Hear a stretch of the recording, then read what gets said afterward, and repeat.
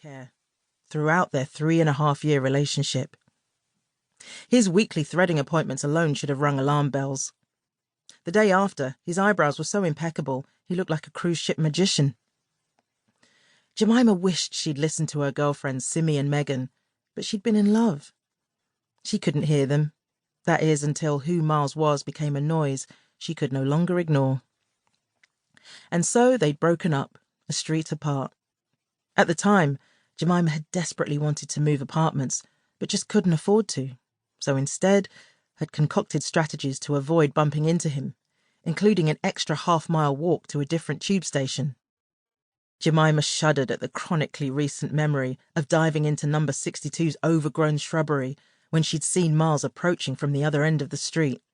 She was pulling privet twigs from her hair all the way to the tube, and even now wasn't entirely sure it was Miles.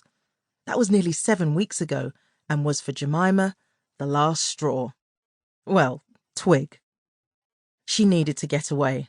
For years, Rebecca, an old work colleague, had been inviting Jemima to visit her in Los Angeles.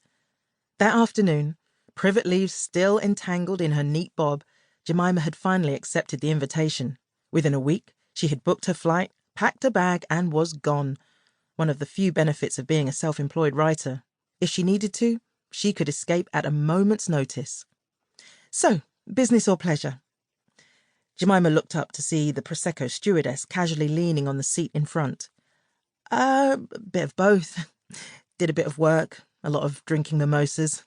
I didn't expect to like LA so much, and now I keep thinking about... Jemima trailed off. Hun, I get it, said the stewardess as she cooed a friendly welcome to a train of passengers shuffling down the aisle. Seen that face 1,000,000 times. Looking for a fresh start? Jemima shrugged. It was a thought that surfaced whenever things got tough. Extracting herself from troublesome situations had become her go-to solution, and something of a speciality. Dad dies suddenly, run away to university. Fall out with your boss, become a struggling writer. Even in Brownies, the ceaseless pressure to acquire a sleeve full of badges had led her to quit and join the Sea Cadets. Of course, all this only ever gave her was temporary respite, like the moment between jumping out of a frying pan and into the bowels of a raging volcano. The reality was, university had been a nightmare. She'd almost lost her flat trying to make it as a writer, and the Sea Cadets had only taught her one thing. She was a first-class landlubber.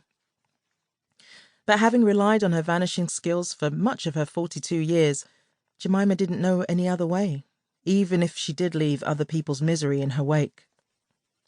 She ran her fingers through her hair, holding it in a tight bun as she overheated.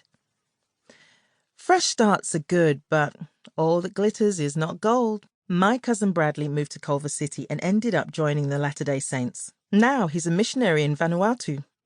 He's had malaria 4 times, said the Prosecco stewardess, taking a wistful sip from one of the glasses on her tray.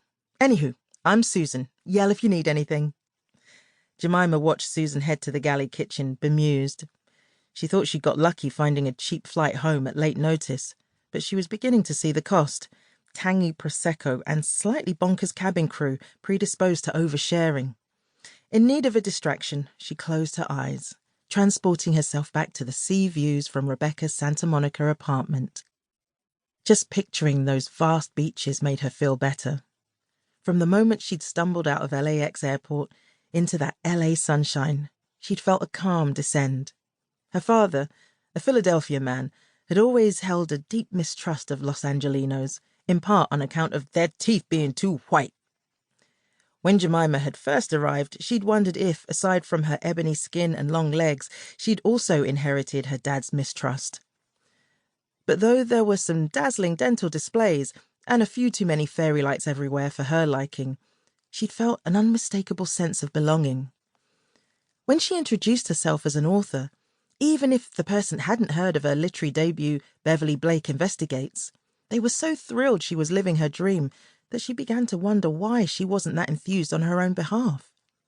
And after a week in LA, her shoulders dropped and tension ebbed away. Far from being the devil's playground for people with brilliant white teeth, LA was a chilled-out city filled with artists and possibility. She loved it. And of course,